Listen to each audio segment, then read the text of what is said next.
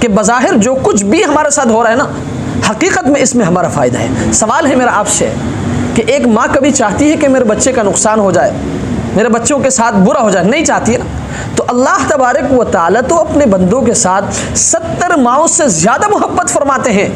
तो अल्लाह कैसे चाहेंगे कि मेरे बंदों के साथ बुरा हो जाए, मेरे बंदों का नुकसान हो जाए? नहीं। बज़ाहिर अगर हमें लगता है कि माल का नुकसान हुआ, औलाद का नुकसान हुआ, जायदाद का नुकसान हुआ, तो याद रखें उस नुकसान के अंदर आपका फ़ायदा है।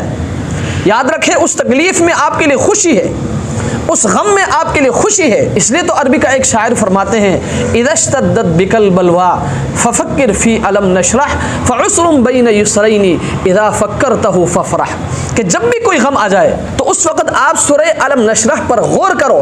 परेशानी दो आसानियों के दरमियान में है, इस तरफ भी खुशी, इस तरफ भी खुशी, बीच में गम है, तो परेशान होने